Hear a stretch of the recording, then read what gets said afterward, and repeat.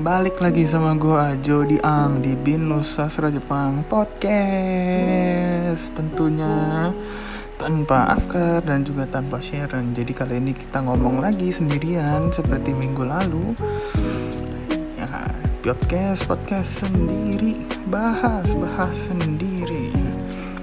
Oke, kita langsung aja ya. Sebelum mulai podcastnya, kali ini ada 2 sesi ya. Satu sesi yang gue komenin berita, satu lagi sesi satu lagi sesi sharing. Karena kali ini kita mau bahas soal apa yang bakal dilakukan setelah selesai karantina ini. Ya, apa yang bakal pertama kali lu lakukan. Lu bisa tulis juga di komen, di komen di bawah apa yang mau lu lakukan. Nanti mungkin kita bisa bahas di next podcast atau di next video. Oke, langsung aja ya. Kita mulai dari berita pertama. Ini ada dari pemerintah Jepang akan menerapkan aplikasi untuk menelusuri virus COVID-19. Jadi Jepang ini punya aplikasi yang nantinya akan memberi notifikasi bila penggunanya berada di dekat seseorang yang didiagnosa positif COVID-19. Ya, ini jadi kayak semacam scanner ya. Dia punya aplikasinya. Nah, dilansir dari The Japan Time, aplikasi itu bakal berfungsi sama seperti yang sudah dikembangkan oleh pemerintah Singapura. Ternyata ini udah ada di Singapura juga ya, di mana sinyal Bluetooth akan memberi notifikasi bila mendekati orang yang terinfeksi virus. Gimana itu caranya ya? Bluetooth sama virus, emang virus COVID ini ternyata nyambung sama Bluetooth ya. Coba kita nyalain Bluetooth, kita cari ya yang kena COVID-19. Aplikasi ini akan beroperasi dengan menukar kode yang terenkripsi antara tiap ponsel tanpa mengungkapkan identitas pemilik. Bener juga ya, kalau misalnya kita scan orang yang kita nggak kenal terus kita jadi tahu identitasnya dong ya. Bener juga nih, serem juga ya. Aduh, ini lagi krisis identitas emang ya, lagi zamannya ini. Semua identitas bisa dibongkar, bisa dicuri. Ya, hati-hati guys. Aplikasi ini juga tidak akan memberitahu kapan dan di mana mereka telah mendekati virus tersebut. Terus gimana maksudnya? Tadi katanya memberikan notifikasi. Ini baca lagi ya. Menteri Kebijakan Teknologi Informasi namanya Naokazu Takemoto ini bilang sistem ini merupakan cara yang sangat efektif untuk mencegah penyebaran virus.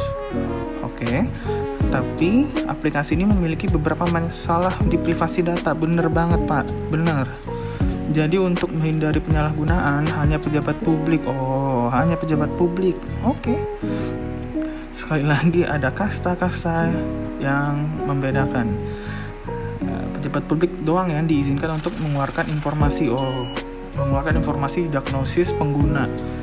Nah, sebagai tindakan keamanan, catatan enkripsi tersebut tidak akan melacak geolokasi penggunaan aplikasi tersebut. Oke. Masuk akal.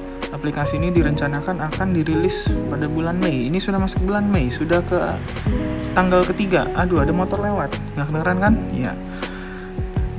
Meski tidak diwajibkan untuk diunduh, tapi ya diharapkan untuk di-download ya, supaya ini jadi cara efektif untuk menekan penyebaran COVID-19. Nah, ini buat kalian yang lagi di Jepang atau punya teman yang di Jepang atau punya kerabat, saudara atau bahkan pacar atau istri ya, istri suami terserah lah, pokoknya yang lu kenal di Jepang, misalnya mereka juga tahu soal ini ya, mungkin lebih baik untuk mereka download juga ya, karena kan untuk kebaikan bersama juga.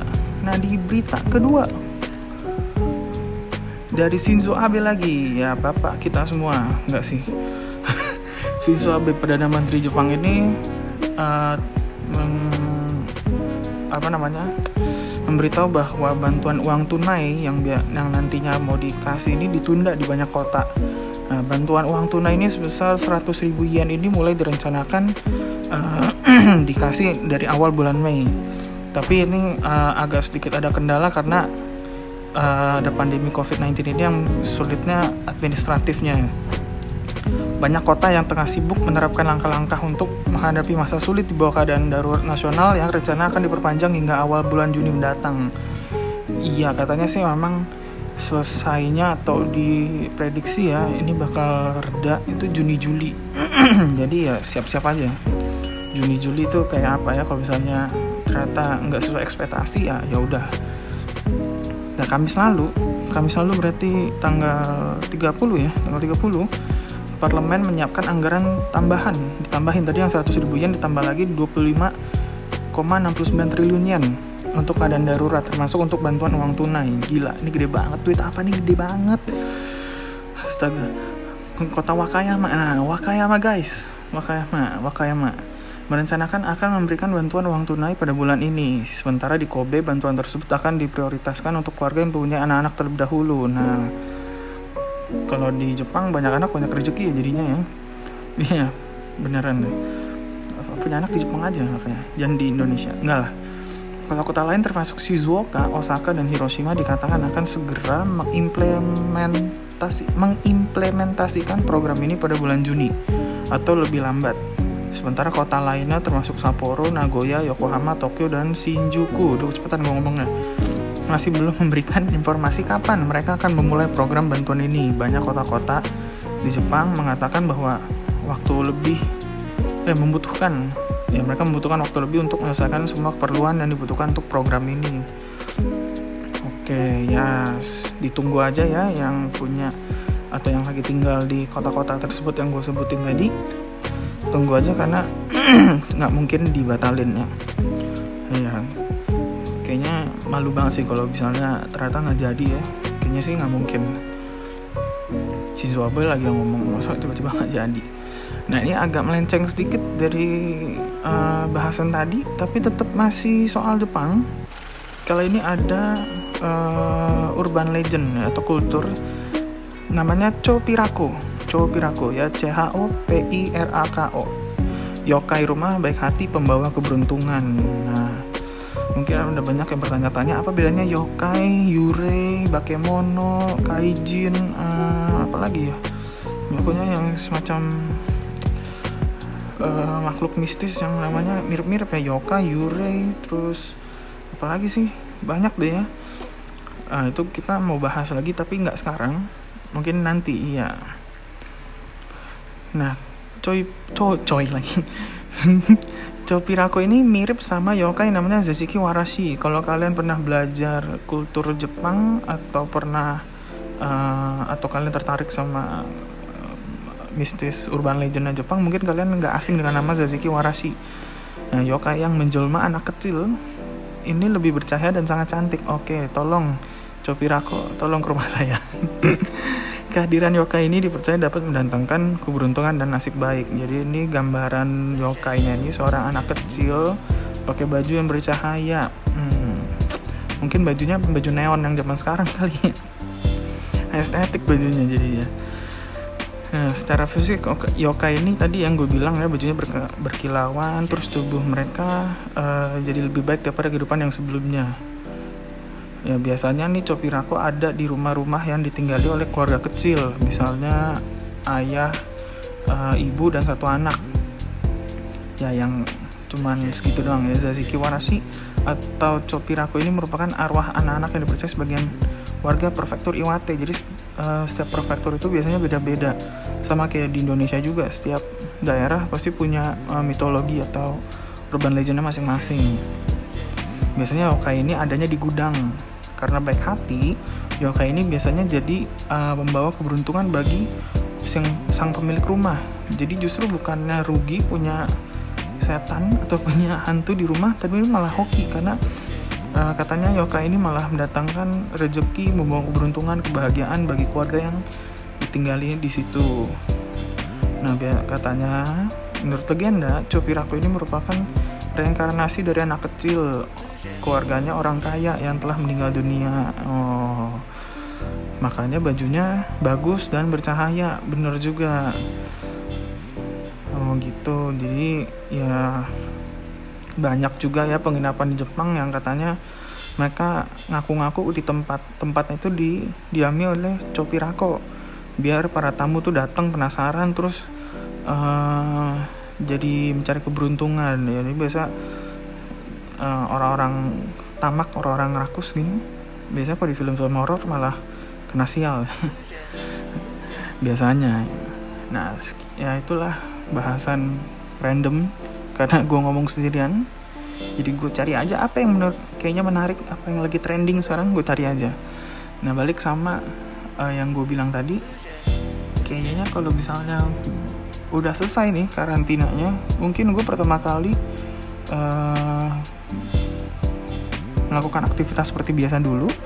Misalnya dari BINUS, misalnya udah boleh nih ke kampus, udah harus kerja ke kampus, udah harus datang kelas ke kampus, udah nggak online lagi. Ya datengin aja dulu, itu biasa, seperti biasa. Jadi nggak kayak misalnya orang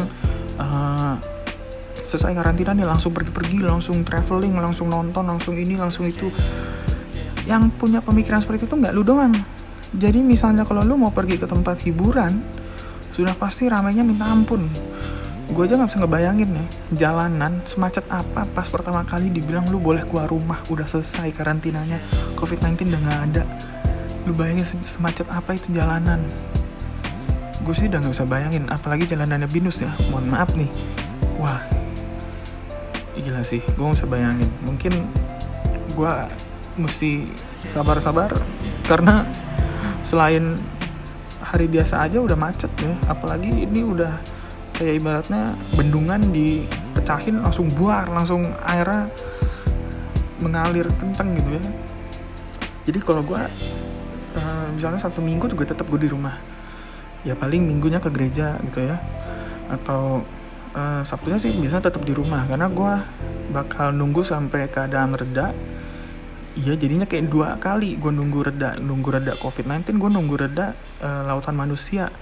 Karena yakin gue mall itu pasti rame banget. Mall pasti rame banget, percaya sama gue. Bioskop juga pasti rame, entah itu film apa mereka pasti nonton. Entah itu filmnya jelek, filmnya horor, mau yang gak suka horor juga pasti nonton. Karena mereka kayak akhirnya mau Instastory semua pasti isinya akhirnya keluar mau rasakan peradaban lebih keras daripada musik metal manapun. Drama sampai ke bass, itu beda bahasan jadinya. Ya udahlah, segitu aja mungkin basa-basi dari gua. Terima kasih yang telah mendengar pembicaraan ini. Semoga bermanfaat dan semoga kamu terhibur, dan semoga kamu dengerin ini sampai habis ya, karena gue ngomong pakai tenaga. Kalau kalian nonton pakai kuota, enggak. Oke lah, kalau begitu terima kasih telah mendengar. Saya Jody Ang pamit undur diri, sampai bertemu di podcast selanjutnya. Bye bye.